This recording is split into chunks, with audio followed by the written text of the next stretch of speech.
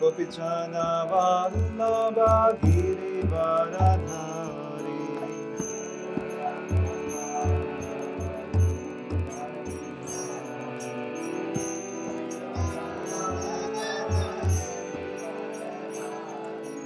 Jaya Radha Madhava Kunja Vihari. Gopinatha Vallabha Girivaradhari.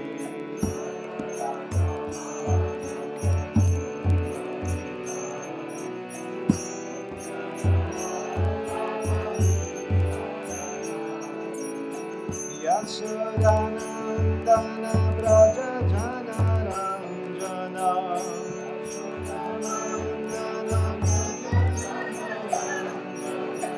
Yasodanandana Braja Jana Ranjana.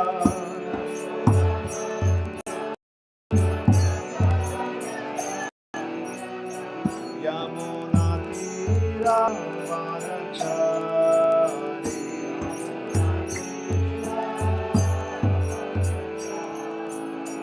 Yamuna Tira Vanachari.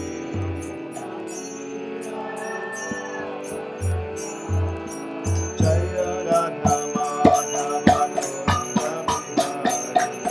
Gopinatha Vallabha Girivaradhari.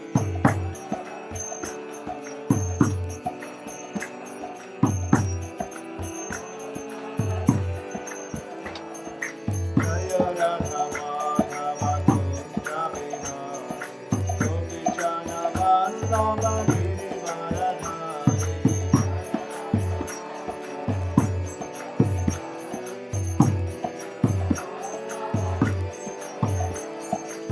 Yasodanandana Braja Jana Ranjana.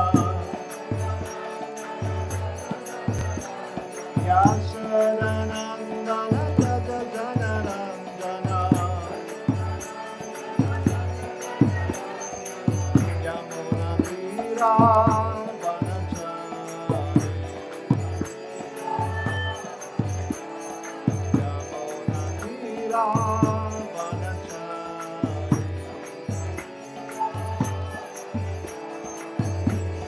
Jaya Radha Madhava Kunja Vihari.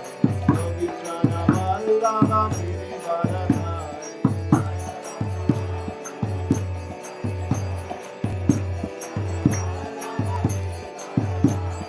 Jaya Radha Madhava Kunja Vihari. Gopinatha Vallabha Girivaradhari.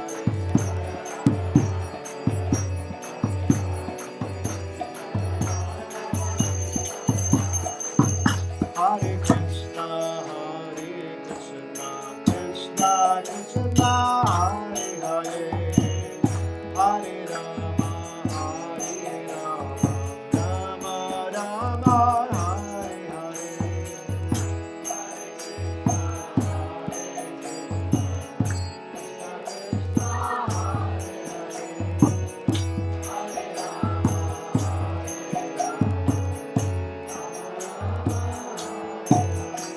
Hare Krishna, Krishna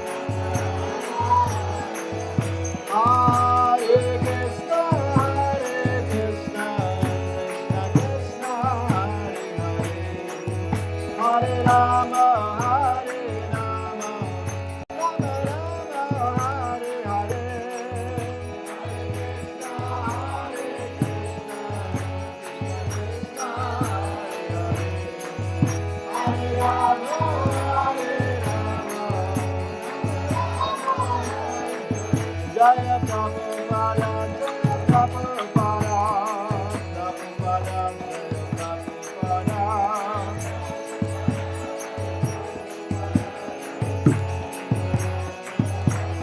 Jaya Gauranga, Jaya Gauranga, Gauranga, Jaya Gauranga.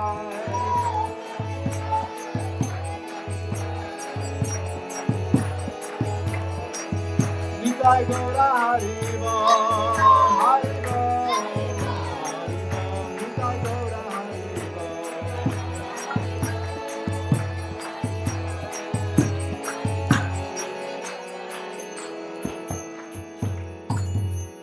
Shri Radha Harinam Sankirtan Yakya ki, Srila Prabhupada ki, Nitai Gaura Premanande, Hari Hari.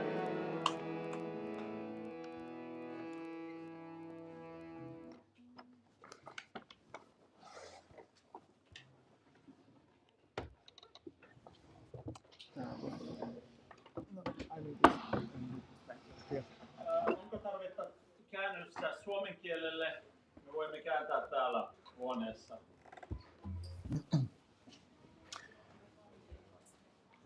Okay. Ei englantia ymmärtävät sitten tuonne pikkuhuoneeseen. Om Namo Bhagavate Vasudevaya. Om Namo Bhagavate Vasudevaya. Om Namo Bhagavate Vasudevaya. Om Namo Bhagavate Vasudevaya.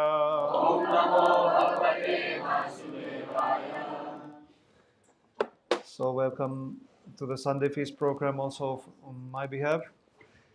Usually on Sundays when I give a Sunday Feast class, nowadays I haven't been using any particular book, but I have still ongoing series of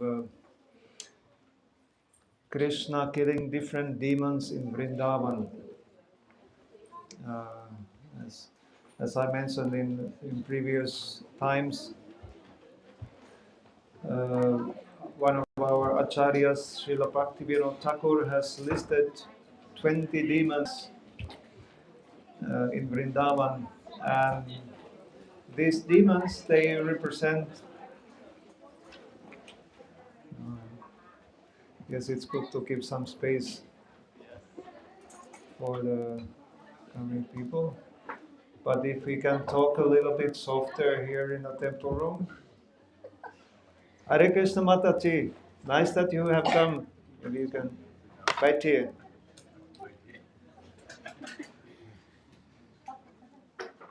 Srila Bhaktivinoda Thakur has listed 20 different demons, and that they represent different anarthas, which we have obstacles, unwanted things in our heart, which give an obstacle for our spiritual progress.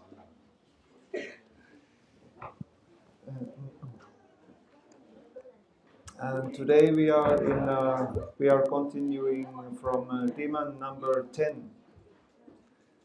Demon number 10 is Kaliya serpent. So, so in the river of Yamuna, it was one time noticed that there were some poisonous fumes and poisonous uh, substance floating in the Yamuna River, and fumes were so poisonous fumes were so strong that if a bird happened to fly above Yamuna at that place, thank you, the bird simply died on the air and bloop, dropped in the Yamuna. So the poison was very strong, and it appeared that there has been a great snake called Kaliya. Uh, Kaliya had actually certain reason to come to Yamuna. Um, the reason is that there was a place where where there lived lots of snakes, along with the king of the snakes, Vasuki. And Garuda, Vishnu's carrier bird, he used to go to that place and eat some snakes because he needs food also. And as one living entity is food of another in the material world. So Garuda went there and having his meal. But he was also unnecessarily killing some extra snakes which he wasn't able to eat, and he just killed them and left them there. Then the king of the snakes, Vasuki, he was complaining to Lord Brahma that we need to have some little peace here, that this is too much of killing our inhabitants by Garuda. Even though Garuda is Vishnu's carrier bird, then we also need our place in the sun in the material universe. So the agreement was that in certain period of time, those inhabitants of the Snake Island, they sacrificed one snake to Garuda. And ever since, everything was going well. Both parties were satisfied. But at one point, Kaliya was very envious of the situation. He was really puffed up personality, and he thought that why should Garuda have this snake? So when they brought a dead snake to that place where Garuda was supposed to go and get it, then Kaliya went there also, and he ate the snake. And therefore, Garuda, when he saw this was happening, so he became very angry and started to chase Kaliya. But Garuda had also a habit to go to Yamuna River also to catch some fish. But one time, actually, a sage called Sabari Muni, he was staying in Yamuna River. He was meditating, and he was taking care of the fish also. He was feeling very compassionate as he's a great sage. So one time there was a Garuda came there, and he was catching one very prominent big fish, Yamuna. And Sabari Muni actually became a little bit angry toward Garuda. He cursed that whenever again Garuda comes to Yamuna to catch a fish, he will surely die. So Garuda didn't go to Yamuna anymore. Not very not this benediction. So therefore, but Kaliya happened to know this. So therefore, Kaliya went to Yamuna to take shelter from Garuda. But Kaliya was giving out his poison to Yamuna, and because of this deadly appearance of that part of Yamuna, the cowherd boys were, as they were wandering in the forest, they noticed this, and Krishna was also there. So Krishna knew what was going on, that Kaliya has been giving some problem in Yamuna river. So he wanted to chase Kaliya away from there.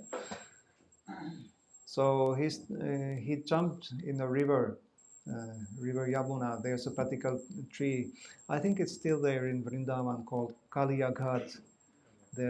So there's one big branch of one tree reaching out to Yamuna river, and Krishna went on that branch and tightened his belt and then jumped in. And he was swimming about and splashing the water, making tumultuous sound to awaken Kaliya's attention. So Kaliya came out and he was disturbed that what is this little boy disturbing my peace? So he was looking at Krishna and thought that this little boy is an easy catch. So he started to chase Krishna, and he tried to. Kali actually he had 100 hoods that he was able to try to attack Krishna and catch him with his coils, embracing him. But as soon as he was about to snatch Krishna in his between his teeth, Krishna left the place and jumped on one of his hoods. Then there was an interesting dancing performance on Kaliya's hoods.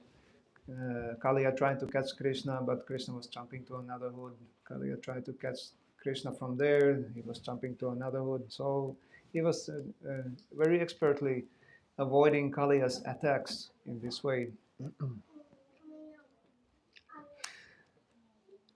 So at this point, or after some time, well, first of all, the cowherd boys had told the Vrindavan inhabitants what was going on, and Vrindavan inhabitants, Vrindavan people, they were very shocked to hear this and went to the spot, and Mother Yasoda was fainting. My Krishna, who will save him? And the Krishna was playing his show, jumping on Kaliya's different hoods. And after some time, Kaliya became more and more exhausted. So he started to lose his power, and Krishna was jumping on one head and making such a kick on his head that Kaliya was definitely defeated. He almost came to the point of death. So Kaliya became very exhausted, and he felt really humble. At that time, Kaliya had many wives, Nagapatnis. So they came out and they started to offer prayers to Lord Krishna. And that is very interesting how much knowledge Nagapatnis had, those Kaliya's wives. First of all, they were pointing out how Kaliya must have committed lots of sinful activities because he got such a body as a deadly snake, emanating poisonous fumes and fire and reaction of very strong sinful activities. But at the same time, he must have done something really, really pious because Krishna was dancing on his heads. So very interesting combination of sinful activities and pious activities. And Nagapatnis were pointing this out. Then the Nagapatnis continued their prayers and they were really knowledgeable. Like Krishna is master of all mystics, the ultimate goal of all philosophical efforts. And he's a source of all the Vishnu forms, like there's Chaturvyuha, Vasudev, Sankarsan, Aniruddhan, and Pradyumna. and Krishna is the source of all of them. So, very interesting, very deeply philosophical knowledge than wives of Kaliya had. And the final prayer was that we are women, we need our husband, please don't kill him. So that was the final request from the Nagapatnis. So then Krishna was very merciful. Usually he kills the demons, but in Vrindavan, but this time he spared Kaliya's life like this. And Krishna made his request because he wanted Yamuna to be pure and inhabitants of Vrindavan to be safe. The cows, they need to drink Yamuna's water, and they need to play their pastimes in Yamuna with his cowherd boy friends. So he requested Kaliya to leave immediately, so that there would be no more poison in Yamuna. And he ordered Kaliya to go to the ocean. Does any of our guests know where Kaliya is residing? Where did he go? Anyone? It is actually, yes, there's a hand up. Inside the pond, I think. Inside the water. Inside the water? Which water? Krishna already told him. Lake water. Lake water. Krishna told him to go to the ocean. Somebody else? Krishna the ocean called Krishna Kanta between Dubai and Mumbai. A space there is and there is like stone like Kalia snake. Few days ago they invented in India, and they believe that it's a part of Kalia's. Okay, interesting. I haven't heard of that. Any other thoughts? I think I heard somebody saying the correct answer, which we are known of. He went to Fiji Islands, so far away, Fiji Islands, South Pacific. There are basically living two kinds of people in Fiji Islands: those aborigines, original people from Fiji, and some Indian people from Tamil Nadu. They moved in that part of the world. And one of our spiritual masters, Tamal Krishna Goswami, he's already left the planet. He went there to preach and got some disciples there. But since he left the planet, then actually my Gurudev Bir Krishna Goswami, he goes also to Fiji to take care of those disciples. And he's getting new disciples every now and then from there. And there's actually a temple, ISKCON temple called Kaliya Krishna temple. So there's a deity of Krishna dancing on the woods of Kaliya. So as far as we know, Kaliya went to Fiji. And there has been some communication with the aborigines because they know where Kaliya actually lived there. But don't ask me, I have never went to Fiji.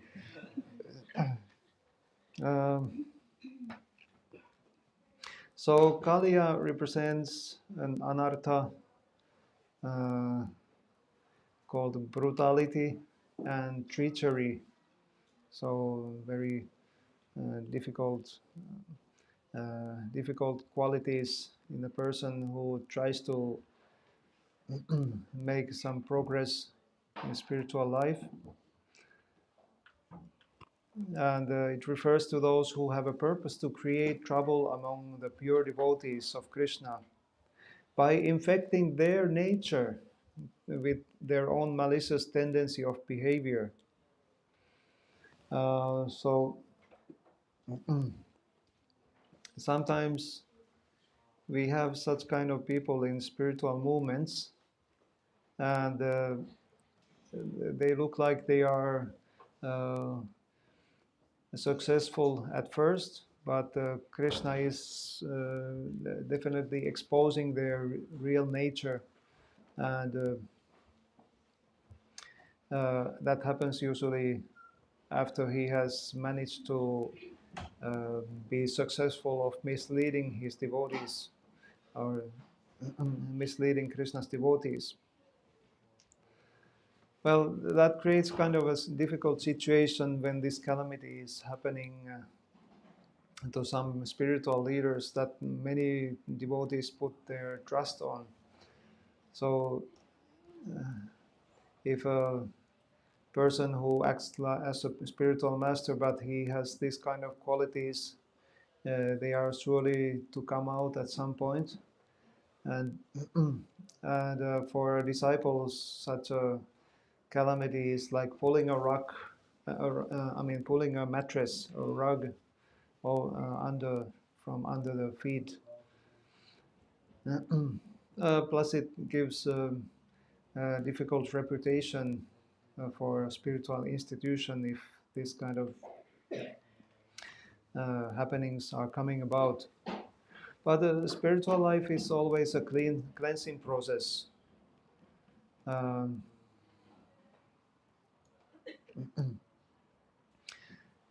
and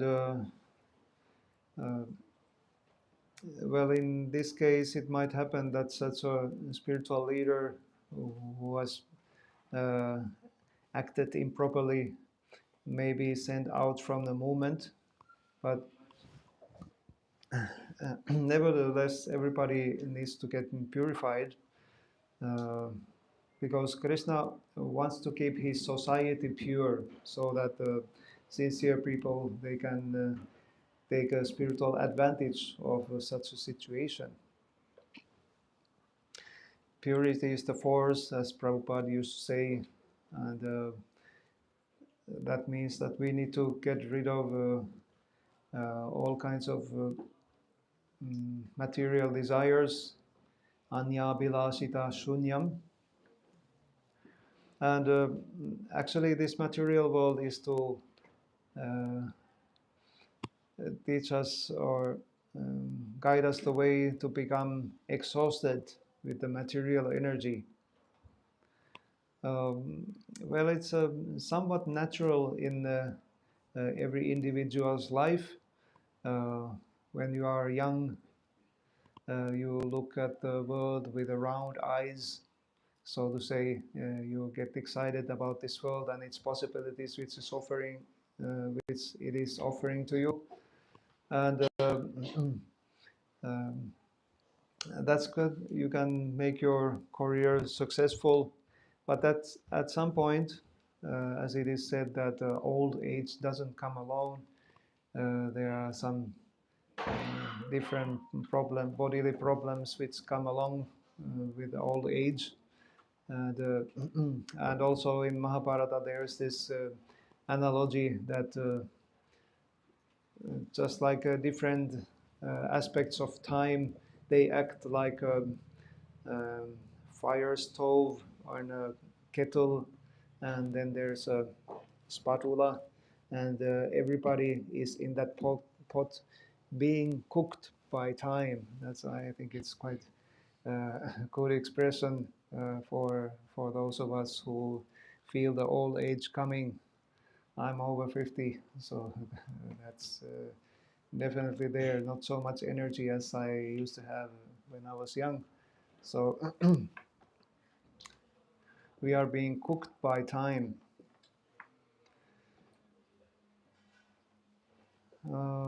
So many kinds of problems appear in this material world. Srila Prabhupada said that this material world is not for gentlemen and not for ladies.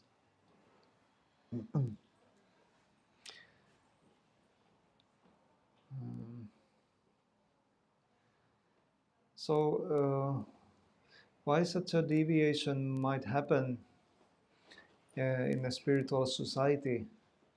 The spiritual society is supposed to offer very pure atmosphere for spiritual progress. But if we are bringing our own sense of our own desires for sense gratification along with it, then we might make adjustments to the spiritual practices. and therefore spiritual purity is getting a little bit colored, contaminated.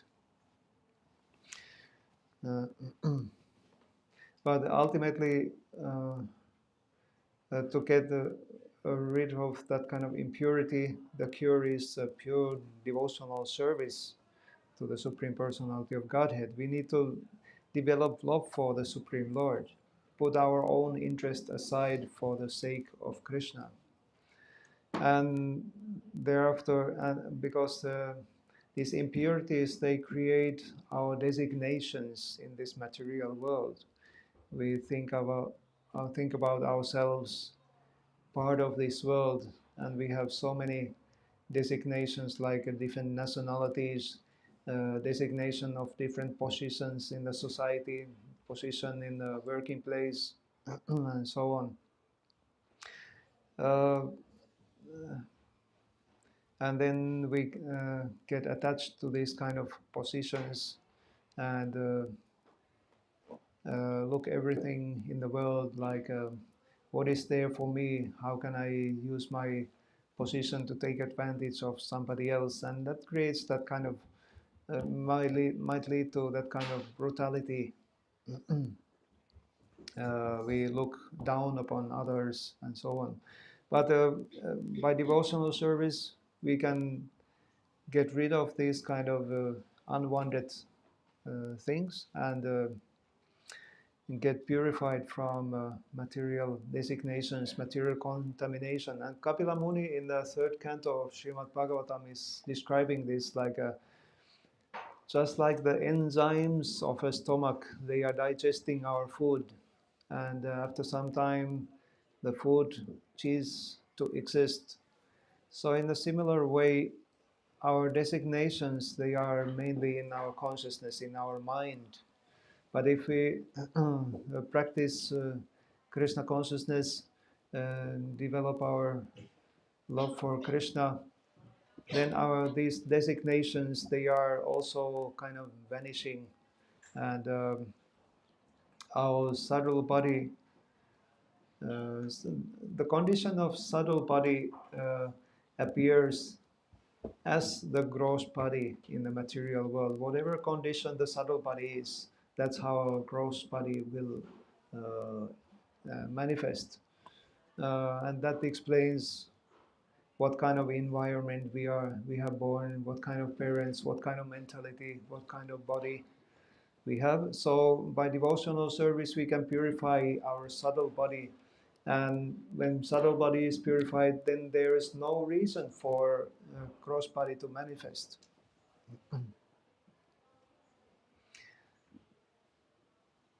And then we get rid of this troublesome existence in this material world. All right, I think I can take one more. Anartha, or demon number 11, mentioned here, is the first forest fire. When Kaliya snake was subdued, sent away from Yamuna, and the inhabitants of Vrindavan, they were very happy to see Krishna alive. Actually, Balaram was smilingly looking at this um, showy performance of Krishna dancing on Kaliya's hoods. So he knew that Krishna will survive and he will ultimately. Krishna and Balaram, they are always successful, so you can always count on them. So when this Kaliya show had ended, in Vrindavan inhabitants, they were simply happy and embracing little Krishna. So then it appeared to be very late in the evening at that time. The night had fallen, sunset had already been there. So everybody there, the inhabitants of Vrindavan, they decided that they stay there at the Yamuna to spend their night. So, but suddenly during the nighttime, there happened to be a forest fire. This fire had a personality. It wasn't just another demon sent by Kamsa, to kill Krishna. So the, the Vrindavan inhabitants, they were feeling excessive heat during their sleep. And they started waking up and they saw that the forest around them, it was on fire. So they started crying Krishna for help. I mean, I was reading this story from our Krishna book, and it appeared that usually the inhabitants of Vrindavan, they didn't know, they didn't care that who Krishna is. He might be some highly developed mystic yogi or maybe some demigod performing amazing acts. But at this time, they addressed Krishna that you are the Supreme Personality of Godhead. Uh, so you can only you can save us. So please help us. And Krishna, he simply very quickly swallowed the forest fire. It looked like the fire was just entering in Krishna's nostrils or mouth or wherever the fire went. So this forest fire represents intercommunal discord amongst the Vaishnavas. So in Vaishnava community there might be some quarrel between the Vaishnavas, and we who are youngsters, we are told to think about the older devotees. If seniors are having some quarrel amongst themselves, it should be considered that this is just their pastime. So nothing to worry about. Uh, well, when we move into the spiritual, in connection to the spiritual movement, we still have some of our conditionings amongst us, or with us. And just as in a material world, those conditionings don't always go very nicely together with some other people. Uh, but um, at least theoretically, we should know that okay, I'm surrounded with my particular conditioning, but in a pure platform, I wouldn't have to have any kind of envious thoughts of another devotee.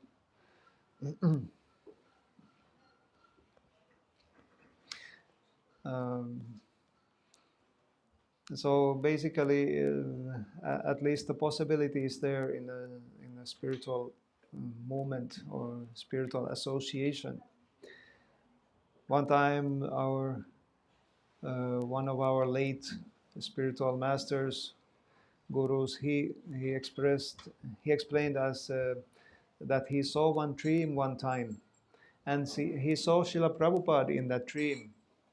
And Prabhupada was walking. He had a long coat on him, and on the pocket of his coat, there were some of his disciples, some ISKCON leaders, in his pocket, looking out, and they were showing, no, we should go that way and do this to spread the movement. And another person in another devotee in the pocket said, no, no, no, no, let's go this way. We should do that. So there was a little bit of quarreling. Those small size disciples in the pocket of Prabhupada's coat, and Prabhupada, he was simply walking, and he was looking at the pocket with his side glance, and he was just smiling, but he just kept walking. So even though these little differences of opinion may be there, we still keep Srila Prabhupada's legacy uh,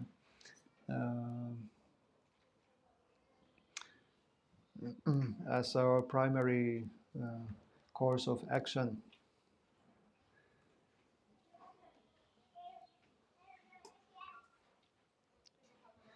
So ultimately, Krishna takes care of his sincere disciples and sincere devotees, and ensures the environment of spiritual progress.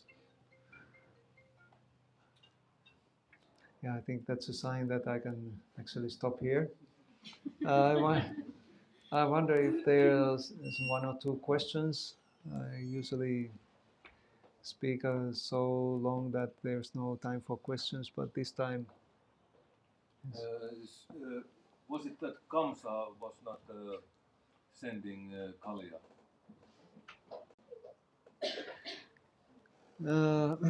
Yeah, it appears so. As far as I came a note about the story, he didn't send Kalia, but Kalia had a different purpose to go to Vrindavan. Is it maybe related that he was not killed?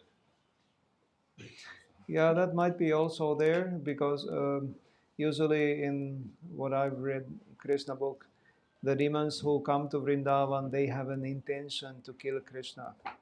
But Kaliya, apparently, he didn't know about Krishna's existence. So he didn't have that motive. And Brahma was kind of similar. Yeah, well, Brahma didn't want to kill Krishna, but he wanted to test Krishna. Brahma wasn't also sent by Kamsa. He was just wondering who is this little boy who is killing demons like before Brahma Vihamohana Lila, Brahma's bewilderment Lila. Krishna killed Agasura demon. And then Brahma was wondering that this little boy, he just killed a big demon, and now he's just playing and having fun eating prasadam with his cowherd boyfriends. Who is this? Let me test him. That was Lord Brahma's motive. There's another question. Thank you, Prabhu.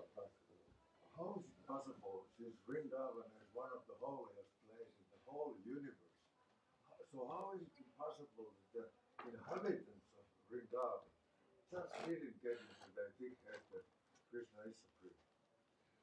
Yeah, that's a good question. I mean, there's also a clear answer about this. Srila Prabhupada made this analogy of a high court judge that everybody, when a high court judge is in his duty in the court, there's a court case going on, so everybody is very respectful. The high court judge's word is the law, and everybody obeys. There is no question that you can somehow go around it. And sometimes relationship with God is like this, that we think God as a high court judge. Yeah, I mean, he's a very respectable, like in Vaikuntha planets, we say Lord Vishnu, Narayan, he is worshipped very opulently with awe and reverence, very respectfully. But at some point, when the working day of that high court judge, it comes to an end, he goes home, and at the home, he has 5-year-old kid play cowboy. So his father has to bow down on his hands and knees and have his back boy, his little son, riding on his back. That same high court judge has to play the role of a horse for his boy. The boy doesn't know that he's a high court judge. He's just my dad, and there's like a loving relationship with boy and his father. That's about the relationship between Vrindavan inhabitants and Krishna. They don't know, they don't care if Krishna is God or not, but there's a higher form of intimacy between Lord and his devotees.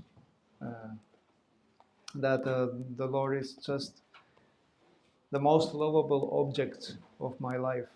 So there's no need to think that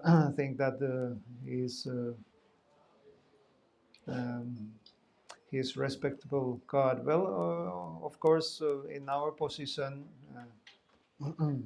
we can't expect to be on that level, but we need to show our respects to the Supreme Lord. I had something in mind I wanted to say. Let me see if I still remember it. Oh yeah, like there's a saying, old saying in Finnish. I think this actually comes from the Bible that the fear of the Lord is the beginning of wisdom. That's the beginning of wisdom if you fear the Lord. But if that's the case, then we can ask, well, what about if we take this wisdom a little further? So, like in Bhagavatam, it is said that how different demigods who are taking care of different duties in the material universe. Out of fear, the wind blows. Out of fear, out of fear of the Lord, the sun shines, and there's a respectable mood. But when you take this wisdom further, when you are able to take this wisdom further, let's say like that, then you can ultimately think that Krishna is your most lovable object. Hare Krishna. You can stop there. Srila Prabhupada ki jai. Krishna, the Supreme Personality of Bhagavan ki jai. Kiitos paljon Gopinath Prabhulle. Thank you very much, Gopinath Prabhu. Kiva.